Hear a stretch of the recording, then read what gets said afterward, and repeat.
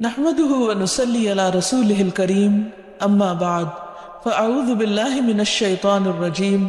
بسم الله الرحمن الرحيم رب اشرح لي صدري ويسر لي امري واحلل عقدة من لساني يفقهوا قولي۔ ناظرین، پروگرام دعا کیجئے کے ساتھ ہم آپ کی خدمت میں حاضر ہیں۔ انشاءاللہ العزیز اس پروگرام میں ہم مختلف مواقع اور مختلف لوگوں کے لیے کی جانے والی دعاؤں کے بارے میں بات کریں گے۔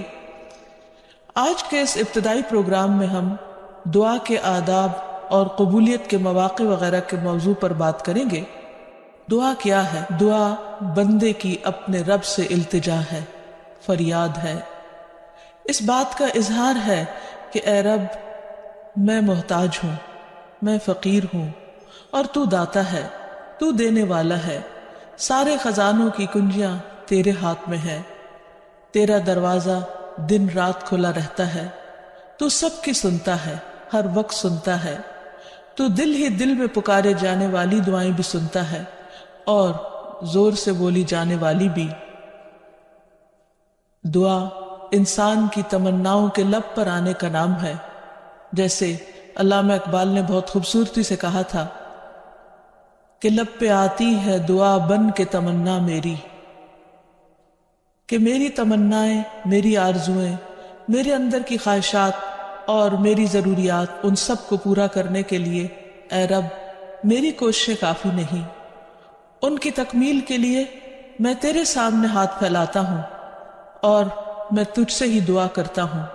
حضرت زکریا علیہ السلام نے بہت خشوع کے ساتھ اور بہت یقین کے ساتھ اپنے رب سے کہا تھا کہ وَلَمْ أَكُمْ بِدُعَائِكَ رَبِّ شَقِيًّا، کہ تجھ سے دعا مانگ کر اے رب میں کبھی بدبخت رہا ہی نہیں، نامراد رہا ہی نہیں، یعنی تو ضرور سنتا ہے، تو میری بھی سنے گا۔ اسی وجہ سے ہم دیکھتے ہیں کہ وہ ایک طویل عرصے تک اولاد کی محرومی کے باوجود کبھی مایوس نہیں ہوئے، اپنے رب کو پکارتے رہے، مانگتے رہے، حتیٰ کہ ان کی دعا سن لی گئی۔ کیونکہ دعا کی قبولیت میں یہ بات ہمیشہ یاد رہے کہ اللہ سبحانہ وتعالی اپنی خاص حکمت کے تحت یہ جانتا ہے کہ کس بندے کو کب کیا چیز عطا کی جانی چاہیے۔ تو آئیے ابتدا میں ہم دیکھتے ہیں کہ دعا مانگتے کیسے ہیں، دعا کا ادب کیا ہے، سلیقہ کیا ہے، کیونکہ یہ ایک انتہائی کمزور اور عاجز انسان کے الفاظ اس کے عظیم رب کی بارگاہ میں اٹھتے ہیں، تو پھر یہ کیسے ہونے چاہیے تاکہ دعائیں قبول ہو جائیں۔ تو اس سلسلے میں سب سے پہلی بات تو یہ ہے کہ انسان کو دعا مانگتے وقت پوری توجہ اور پورے خشوع اور خضوع کا مظاہرہ کرنا چاہیے، کیونکہ اللہ سبحانہ تعالیٰ غافل دل کی دعا نہیں سنتا۔ دعا مانگنے کے ادب میں سب سے پہلا ادب، سلیقہ اور کرینہ یہ ہے کہ انسان پورے اخلاص کے ساتھ، پوری توجہ کے ساتھ، شوق اور محبت کے ساتھ اپنے رب سے مانگے، پورے یقین کے ساتھ کہ اس کا رب اس کی دعا ضرور سنے گا۔ قرآن مجید میں اللہ تعالیٰ فرماتے ہیں وَادْعُوهُ مُخْلِصِينَ لَهُ الدِّينَ، اس سے دعا کرو دین کو اسی کے لیے خالص کرتے ہوئے، یعنی صرف اللہ سے مانگو، کسی اور سے نہیں، کیونکہ سب کو دینے والا دراصل وہی ہے۔ انبیاء ہوں یا اولیاء کرام ہوں یا بزرگان دین ہوں، سب کے سب اسی کے آگے سجدہ ریز ہوتے ہیں اور اسی کو پکارتے ہیں۔ نبی صلی اللہ علیہ وسلم صبح سے شام تک ہر موقع پر اپنے رب کو پکارا کرتے تھے، اور وہ تمام دعائیں احادیث کی کتابوں میں ہمیں صحیح سند کے ساتھ ملتی ہیں کہ کس طرح آپ صلی اللہ علیہ وسلم صبح بستر سے اٹھتے وقت اپنے رب کو پکارتے، پھر نماز میں کون کون سی دعائیں مانگتے، پھر اسی طرح کھانا کھانے سے پہلے، کھانا کھانے کے بعد، یہاں تک کہ اگر چھینک آئے تو اس وقت کیا پڑھا جائے، اور اسی طرح رات کو سوتے وقت، اور بے شمار مواقع کی دعائیں، اور اس کے علاوہ بھی نبی صلی اللہ علیہ وسلم کی دعائیں بہت ہی خوبصورت انداز میں مختلف کتابوں میں ہمیں ملتی ہیں، جس سے ہمیں دعا مانگنے کا سلیقہ اور ادب پتہ چلتا ہے، کیونکہ نبی صلی اللہ علیہ وسلم اللہ کے محبوب تھے، اور کس طرح اللہ کے محبوب نے اپنی عاجزی اور انکساری کا اظہار اپنے رب کے حضور کیا ہے، وہ ہمارے لیے ایک بہترین نمونہ ہے۔ پھر دعا مانگنے کے ادب میں ایک اہم ترین ادب یہ ہے کہ انسان توجہ سے مانگے، حدیث میں آتا ہے کہ اللہ سبحانہ وتعالی غافل دل کی دعا نہیں سنتا، یعنی انسان جب مانگے تو واقعی اس کو یہ معلوم ہو کہ وہ کیا مانگ رہا ہے، اور پھر تضرع اور عاجزی کے ساتھ بار بار اصرار کر کے مانگے، یہ نہ کہے کہ اے رب تو چاہے تو دے دے اور تو نہیں چاہتا تو نہ دے، نہیں، بلکہ پورے یقین کے ساتھ اپنے رب سے مانگے، اور اس بات کا بھی پورا یقین ہونا چاہیے کہ رب دعا سنتا ہے، کیونکہ وہ دیتا ہے۔ رب نہ سوتا ہے، نہ اس کو اونگ آتی ہے، نہ اس کو نیند آتی ہے، اور اس کو دینے کے لیے کسی سے مشورے کی بھی ضرورت نہیں ہوتی،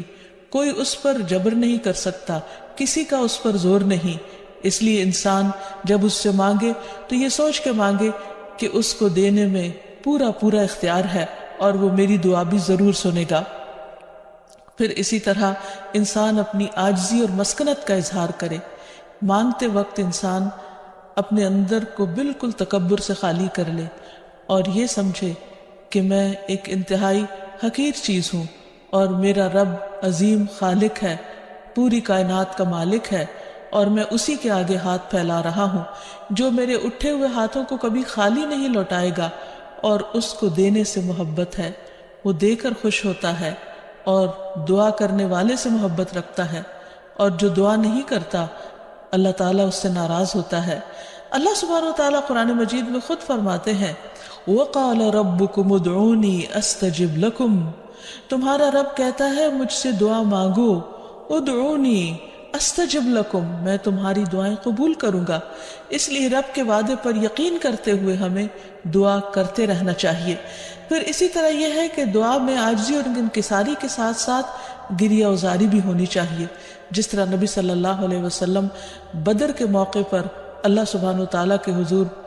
آہوزاری کے ساتھ دعائیں کر رہے تھے۔ اس سلسلے میں روایت میں آتا ہے کہ نبی صلی اللہ علیہ وسلم قبلہ رخ ہو کر گڑ گڑا کے دعا کر رہے تھے کہ اے اللہ میرے لیے اپنے کیے ہوئے وعدے کو پورا فرما، اے اللہ اپنے وعدے کے مطابق عطا فرما،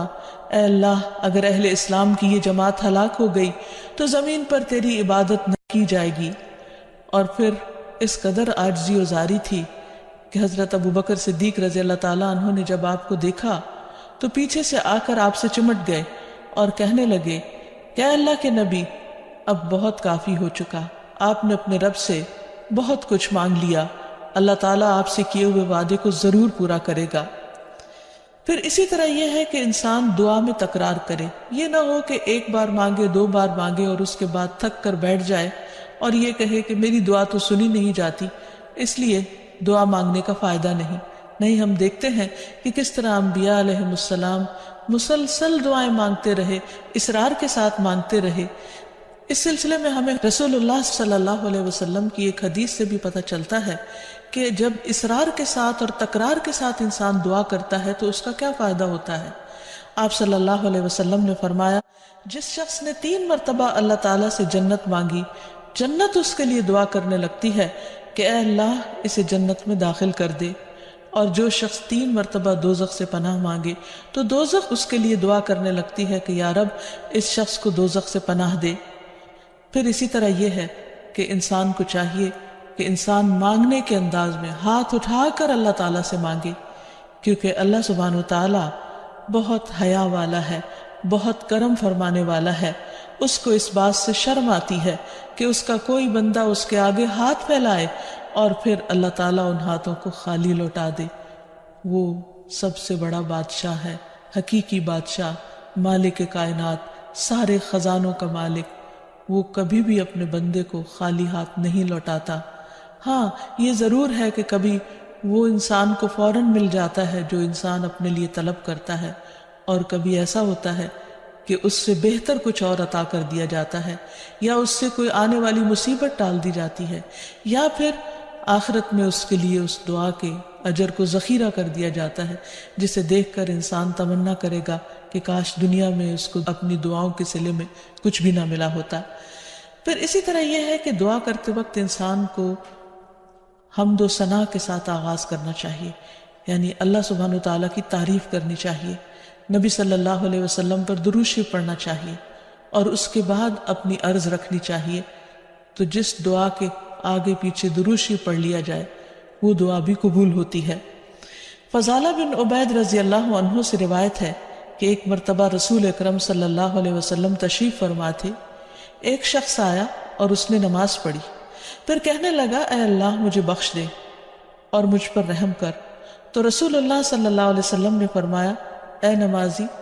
تو نے جلدی کی، جب نماز پڑھ چکو تو بیٹھے رہو،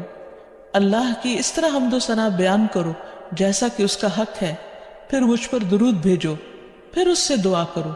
یعنی یہ دعا مانگنے کا ادب اور سلیقہ ہے۔ پھر اسی طرح یہ ہے کہ انسان کی دعاؤں کی قبولیت میں بعض اوقات اس کے گناہ حائل ہوتے ہیں، اور جب انسان استغفار کرتا ہے، توبہ کرتا ہے تو دروازے کھل جاتے ہیں۔ اسی لیے انسان جب دعا کرے تو اس کے ساتھ ساتھ اپنے رب سے توبہ اور استغفار کرے۔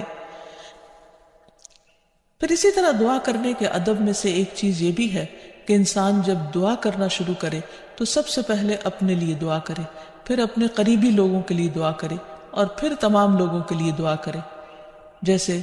حضرت ابراہیم علیہ السلام کی دعا میں آتا ہے ربنا اغفر لی ولوالدی وللمؤمنین یوم یقوم الحساب، کہ اے ہمارے رب مجھے بخش دے اور میرے والدین کو بخش دے اور تمام مومنوں کو بخش دے جس دن حساب کتاب قائم ہو۔ پھر اسی طرح دعا مانگنے کے آداب میں سے یہ بھی ہے کہ انسان جامع الفاظ کے ساتھ، بہترین الفاظ کے ساتھ دعا مانگے، اور اس سلسلے میں ہم دیکھتے ہیں کہ نبی صلی اللہ علیہ وسلم سے بڑھ کر کس کے الفاظ جامع ہو سکتے ہیں، کمپریہنسو، کہ کم الفاظ میں زیادہ بڑی چیزیں مانگی گئی ہیں۔ اس لیے ہمیں مسنون دعاؤں کو یاد کرنے اور ان کو پڑھنے کا بھی اہتمام کرنا چاہیے۔ نبی صلی اللہ علیہ وسلم کو جو خاص چیزیں عطا کی گئی تھی ان میں سے ایک چیز جوامع الکلم تھی، جس کے بارے میں آپ نے فرمایا اوتیت جوامع الکلم، مجھے جامع بات کہنے کی صلاحیت بخشی گئی ہے، یعنی کم الفاظ میں زیادہ بڑا مضمون۔ پھر اسی طرح انسان کو اپنے نیک اعمال کو وسیلہ بنا کر دعا کرنی چاہیے۔ اگر زندگی میں انسان نے خالصتاً اللہ تعالیٰ کے لیے کچھ کام کیا ہو تو مشکل وقت میں، تکلیف کے وقت میں، پریشانی کے وقت میں انسان اپنے رب کے سامنے اس نیک عمل کا ذکر کر کے اس کے وسیلے سے دعا کرے۔ جیسے ہمیں ایک حدیث سے پتہ چلتا ہے کہ کچھ لوگ کہیں سفر پر جا رہے تھے تو راستے میں بارش شروع ہو گئی، بارش سے بچنے کے لیے انہوں نے غار میں پناہ لی، تو اتنے میں ایک بڑا پتھر لڑک کر غار کے دروازے کے آگے آ گرا اور غار کا دروازہ بند ہو گیا، اور اس طرح وہ باہر نہیں نکل پا رہے تھے۔ تو اس وقت ان تینوں نے آپس میں یہی سوچا کہ ہم اپنے اس عمل کو سامنے رکھ کر اللہ تعالیٰ سے دعا کرتے ہیں جو خالصتاً ہم نے اللہ تعالیٰ کی رضا کے لیے کیا۔ تو بہرحال تینوں نے اپنے اپنے نیک عمل کا ذکر کیا، جس کی بدولت ان کی دعا قبول ہو گئی اور غار کے پتھر ہٹ گیا جو کہ بظاہر ناممکنات میں سے تھا، اور اس طرح وہ لوگ وہاں سے نکل آئے، ادروائز ان کی زندگی بھی خطرے میں تھی۔ پھر اسی طرح یہ ہے کہ اللہ تعالیٰ کے خوبصورت ناموں کو وسیلہ بنا کر دعا کرنی چاہیے۔ قرآن مجید میں آتا ہے وَلِلَّهِ الْأَسْمَاءُ الْحُسْنَى فَادْعُوهُ بِهَا، اور اللہ کے لیے ہیں اچھے اچھے نام، بس اسے پکارو ان ناموں کے ذریعے، یعنی ان کے وسیلے سے۔ تو اللہ سبحانہ وتعالیٰ کے نام مختلف دعاؤں کے آخر میں بھی آتے ہیں، اور اس کے علاوہ اللہ تعالیٰ کے ان سارے ناموں کو پڑھ کر بھی دعا کی جا سکتی ہے، یا پھر کسی خاص نام کے ساتھ بھی اس کو پکارا جا سکتا ہے۔ جیسے عموماً ہم یا اللہ تو کہتے ہی ہیں، یا پھر یا رب، یا رحمان، یا رحیم، یا کریم، یا ذی الجلال والاکرام، یا حی یا قیوم برحمتک استغیث۔ ان اچھے اچھے ناموں کے ساتھ اللہ تعالیٰ کو بار بار پکار کر دعا کرنے سے دعا قبول ہوتی ہے۔ پھر اسی طرح اگر کوئی شخص باوضو دعا کرتا ہے تو اس کی دعا بھی قبول ہوتی ہے۔ اس سلسلے میں ہم دیکھتے ہیں ابو عامر رضی اللہ عنہ جب شہید ہوئے تو ابو موسیٰ اشعری رضی اللہ عنہ نے آ کر نبی صلی اللہ علیہ وسلم کو اس کی خبر دی اور کہا کہ ابو عامر نے کہا تھا کہ آپ صلی اللہ علیہ وسلم سے کہنا کہ میرے لیے استغفار کریں۔ آپ نے پانی طلب فرمایا، وضو کیا، پھر ہاتھ اٹھا کر دعا کی، اے اللہ عبید ابو عامر کی مغفرت فرما۔ پھر اسی طرح دعا کی قبولیت کے آداب میں سے ایک ادب یہ بھی ہے کہ انسان حلال رزق کا اہتمام کرے۔ نبی اکرم صلی اللہ علیہ وسلم نے ایک شخص کا ذکر کیا کہ وہ طویل سفر کرتا ہے، پریشان حال ہے، اور خاک آلود ہے اس کے بال اور اس کا لباس، اور وہ بہت تھکا ہوا ہے اور اپنے ہاتھ آسمان کی طرف اٹھا کر کہتا ہے یا رب یا رب، لیکن اس کی دعا کہاں سے قبول کی جائے؟ اس کا کھانا بھی حرام کا، اس کا پہننا بھی حرام کا، اور وہ حرام پر ہی پرورش پایا، تو اس کی دعا کہاں سے قبول ہو؟ تو اس سے یہ پتہ چلتا ہے کہ انسان اگر یہ چاہتا ہے کہ اس کی دعائیں قبول ہوں تو وہ اپنے کھانے پینے اور اپنے لباس اور اپنی زندگی میں بھرپور طریقے سے حلال کا اہتمام کرے۔ پھر اسی طرح یہ ہے کہ دعا میں تصنع اور تکلف سے پرہیز کرنا چاہیے۔ اس سلسلے میں ایک حدیث میں آتا ہے، ابن عباس فرماتے ہیں کہ دعا میں قافیہ بندی سے پرہیز کرتے رہنا، کیونکہ میں نے رسول اللہ صلی اللہ علیہ وسلم اور آپ کے صحابہ کو دیکھا ہے کہ وہ ہمیشہ اس سے اجتناب کرتے تھے، یعنی اس سے بچا کرتے تھے۔ پھر اسی طرح دعا میں مبالغے سے بھی پرہیز کرنا چاہیے۔ نبی صلی اللہ علیہ وسلم نے فرمایا عنقریب اس امت میں ایسے لوگ آئیں گے جو طہارت اور دعا میں مبالغہ کریں گے، یعنی حد سے زیادہ لمبی دعائیں کریں گے، کیونکہ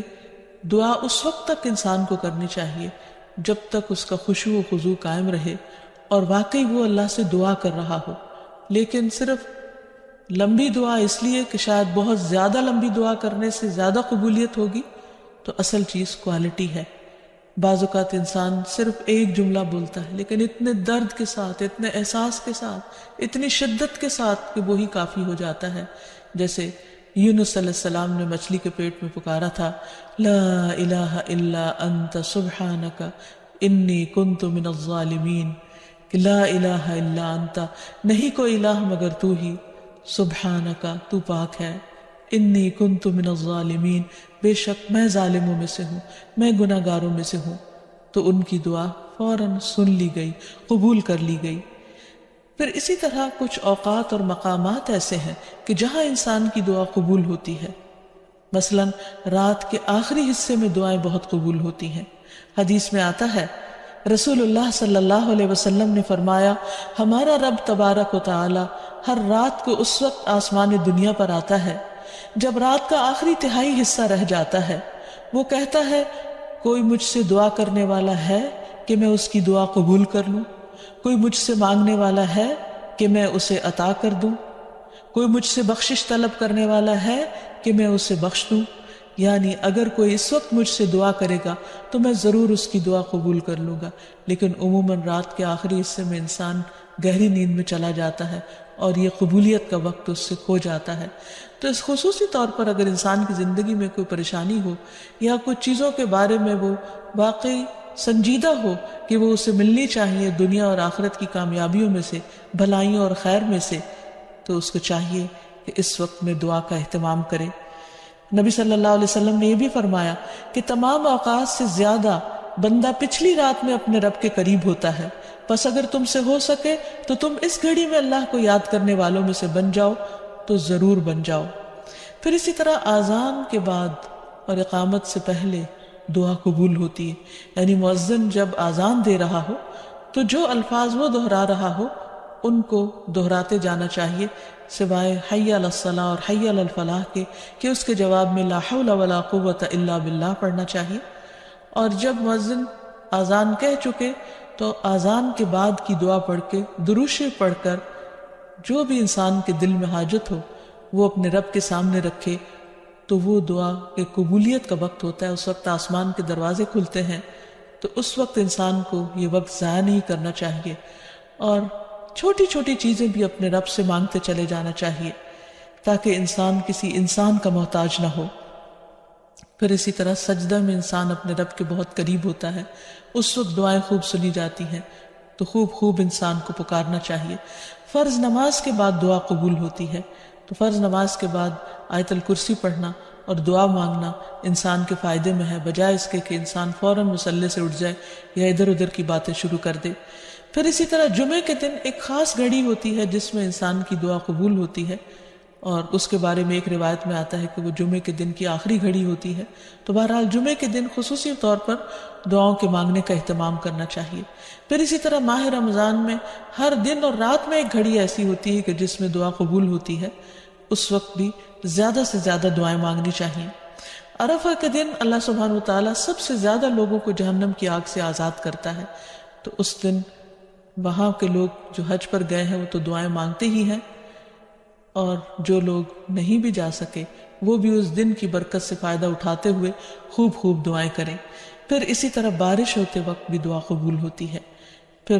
زمزم پیتے وقت دعائیں قبول ہوتی ہیں. قرآن مجید کی تلاوت کے بعد دعا قبول ہوتی ہے. تو انسان کو ان مواقع سے خوب خوب فائدہ اٹھانا چاہیے. پھر اسی طرح مریض اور میت کے پاس جو دعائیں کی جاتی ہیں وہ بھی قبول ہوتی ہیں. اور آخر میں یہ کہ رسول اللہ صلی اللہ علیہ وسلم نے بعض ایسے کلمات بتائے ہیں کہ جن کے ساتھ اگر اللہ تعالیٰ کو پکارا جائے تو انسان کی دعا قبول ہوتی ہے، اور وہ ہیں: اللہم انی اسألک یا اللہ الاحد الصمد الذي لم يلد ولم يولد ولم يكن له كفوا أحد أن تغفر لي ذنوبي إنك أنت الغفور الرحيم. اے اللہ، بے شک میں تجھ سے سوال کرتا ہوں، اے اللہ جو اکیلا ہے، بے نیاز ہے، ایسی ذات ہے جس نے کسی کو جنم نہیں دیا اور نہ ہی وہ جنم دیا گیا اور نہ ہی اس کا کوئی ہمسر ہے، یہ کہ تو میرے لیے میرے گناہوں کو بخش دے، بے شک تو بہت بخشنے والا نہایت مہربان ہے. تو نبی صلی اللہ علیہ وسلم نے اس شخص کے بارے میں جو یہ دعا پڑھ رہا تھا، آپ نے 3 بار فرمایا کہ اس کو بخش دیا گیا، اس کو بخش دیا گیا، اس کو بخش دیا گیا، کیونکہ اس نے اللہ سبحانہ وتعالیٰ کی ان صفات کے ساتھ، ان ناموں کے ساتھ اللہ تعالیٰ سے دعا کی تھی. تو اللہ تعالیٰ سے دعا ہے کہ وہ ہماری دعاؤں کو بھی سن لے اور ہمیں قبولیت کے اوقات سے بھرپور فائدہ اٹھانے کی توفیق دے اور ہمیں دعائیں مانگنے کے آداب سکھا دے. وآخر دعوانا ان الحمد للہ رب العالمین. السلام علیکم ورحمۃ اللہ وبرکاتہ.